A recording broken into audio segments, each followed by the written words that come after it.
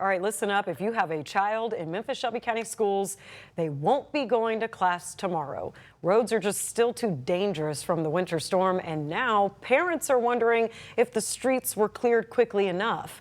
Tonight, city and district leaders say some factors were just out of their control. Our Lauren Turman joins us in the studio with what happened and what could change next time. Lauren.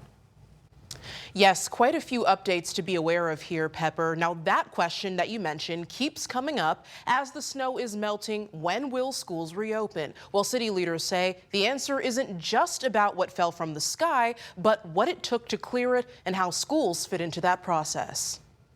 For some Memphis families, the big question is when their kids will return to school now that the snow, sleet, and ice are finally melting away.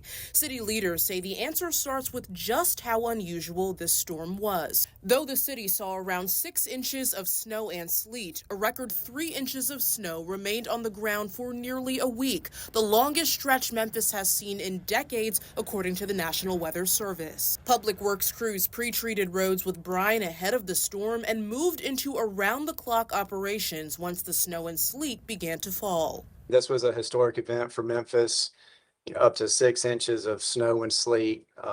We all know that the salt begins to be less effective at less than 15, and plowing ice is generally ineffective.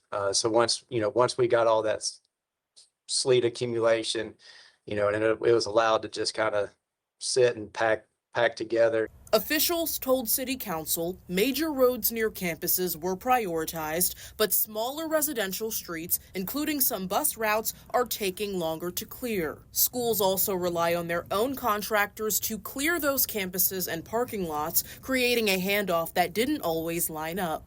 As they began to deploy their staff and their team, my request to them is to extend out maybe a block or two around the school, and we could then meet them at the main collector.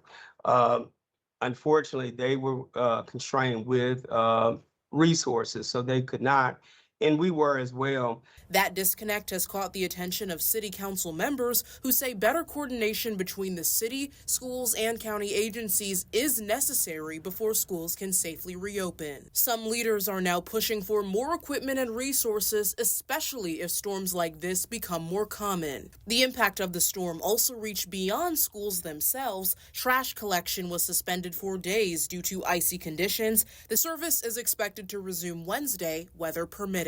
MSCS school board members say the district has kept families informed and continues working to clear roads, parking lots, and bus routes, but there is still no timeline for reopening. And if you're wondering if your child will have to make up all of these snow days, as of right now, the answer is no. MSCS has almost 2 weeks of stockpile days in anticipation of events like storms.